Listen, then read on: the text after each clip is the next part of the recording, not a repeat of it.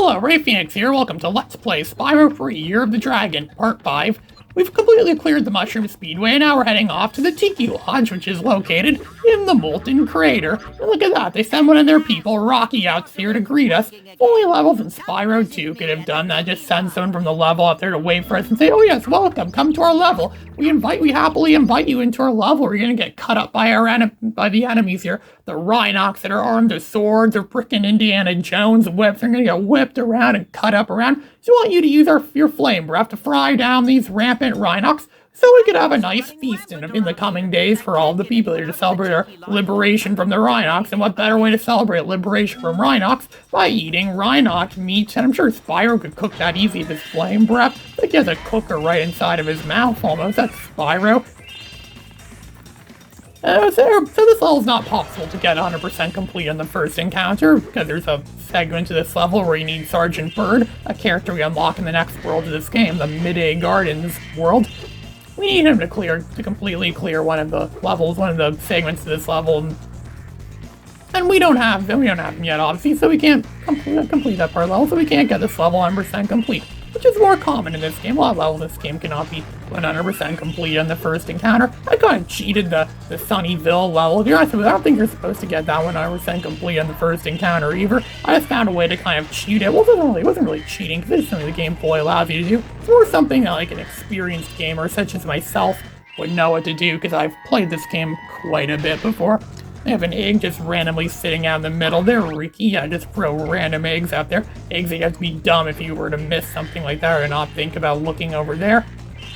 Like throwing red gems everywhere, some of the cheapest gems around. You have to be a real penny pincher to pick them up. But of course, every gem in this game does indeed contribute to your progress in the game. And there's Zoe going to be reminding us about crap we already know. Yes, telling us that the color of sparks indicates what Spyro's health meter is. We've played through several levels in this game already, so of course you already know what sparks means at this point. Probably would have been pretty quick to figure that, I think. I think so in this level as well too. There's also another segment to this level where you run on the supercharge power-ups, just like the ones we've seen since Spyro 1. We have to chase after thieves, and the thieves make that exact same sound they made in the other Spyro games. They go, wow, some kid I remember some kid in middle school making that exact same sound too. You collect all these gems around here, and they can run down those things, fry those wild animals, wild boars, whatever those things are, to fry down Indiana Jones around here, Indiana Rhinox Jones, and break all these gems. Even though this level cannot be 100% completed the first time around, it's still good to collect as many gems as possible, because we will be able to pay off Moneybags them, because Moneybags is going to be stalking us throughout the course of this game, as I've already mentioned a lot before. It's going to make us pay a lot. And Insomniac really loved that idea so much, they brought it over into the first two Ratchet & Clank games. Just notice that Ratchet & Clank up your arse doesn't really do that much, doesn't really make you pay as much, in order to progress into the game. But the first two Ratchet & Clank games really do that a lot. A lot of the time it involves having to grind for bolts or grind for currency just so you could progress in the story of the game, which seems kind of like a cheap way to force you to keep playing the game and such. We have these what do you call these like weird little slug things that are just hanging around. I don't know what those are, but we run them down to give us health. I think one of them's going to give us a 1-up. That's why I always run into these things thinking that one of them will give us a 1-up. And look, there we go, gave us a 1-up. We now have 11 lives. We're only a ninth of the way there to get to maxing out all the lives in this game. Most games seem to have like a limit of up to 99 lives in total. I think if you have more than that, probably the game would get too easy or something like that. One of the only games I can think of off the top of my head that allows you to have more than 99 lives is Pac-Man World 2, where I got way over 100 lives in that game. And most of it was just from playing that avalanche level in the game. It's something I unintentionally found when I kept getting killed at the avalanche level. I noticed I made more lives than I lost. I kept playing through the level over and over again. Before I knew it, I had a lot of lives, which helped me, beat the game. That's the kind of stuff Lilia does of Bubsy 3D, most notably the first level of Bubsy 3D, where he played it so many times, that's how he got so many lives. Moneybags is stalking us again for more gems, making us pay to get into this. I don't think there are any parts in this game, or very little parts of this game, where we can get into for free. Almost nothing in this game is really free now because Moneybag seems to have a monopoly on everything. This is the part where he's going to tell us that there's a thief that's going on, a shifty, looking thief. Yeah, the word shifty is kind of ruined for me. They used it in that Batman serial from 1943, the first ever live-action version of Batman. It was racist and boring as it completely mocks Japanese people, making it seem like they're bad guys that just want to destroy America. Which, in all fairness, they kind of were at the time, or at least that's what people thought of them as at the time back in 1943. They had Batman and Robin having to fight against them to save America, and one of the most bizarre versions of Batman.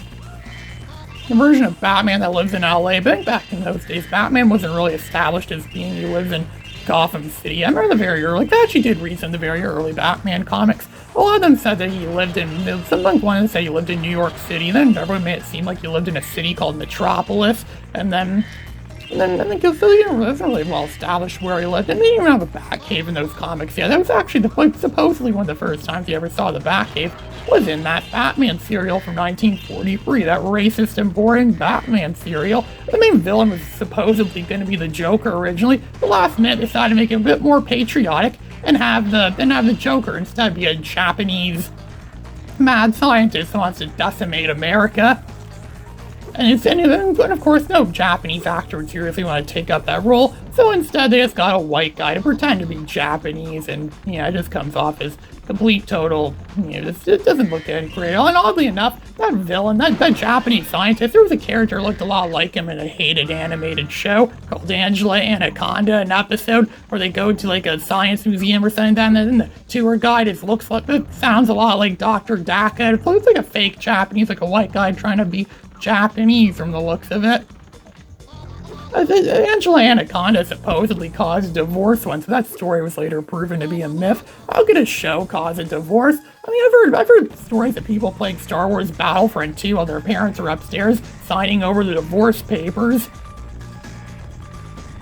But in such, I don't think Angela Anaconda or Star Wars Battlefront 2 or anything that would have ever caused any kind of real divorce. Maybe a divorce from reality, because of how unrealistic the show is. In fact, you have to put like a weird focus onto the show in order to really understand what's going on. It's like an abstract, incoherent mess of a show, if that makes any sense. Some people really despise it, and some people think it was decent. Some people think it was funny, and some people thought it was nightmare-inducing. I have no comment. I have no real opinion. It's just Angela Anaconda got a lot of interest lately because people were reviewing the fact that it appeared in the beginning of the Digimon movie. I didn't even know there was a Digimon movie. Then again, I never really followed Digimon much back in the day. I didn't even really follow Pokemon that much either, so what do you expect? Digimon was obviously not as popular as Pokemon. And, oh look, it's Kermit. Hello, I'm Kermit the Frog here. I'm the dragon now. I think I'm a dragon now named Kermit. Named Kermit. Let's look at my atlas now. Let's see what my progress is. Molten Crater, we're gonna get another egg when we exit the level. And so I think we got two other ones in Sergeant Bird's part of the level, which we can't access yet. There's still a lot of other gems hiding around there too, so we'll have to come back to this level for sure at a later point. There's another green gem for us. It's two measly little gems, which isn't really a bunch. I wonder if gems are actually the currency in the Dragon worlds, or if gems are actually the currency civilians would be using in some of these worlds. I think it's established that bolts are used for that in the Ratchet and Clank games.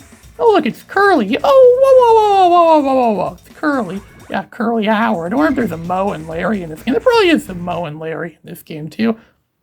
I'll have to look out for that. Earned 257 gems as our income. Not really enough to sustain a bank account against money bags, but I'll still take that. This is Ray Phoenix, signing out.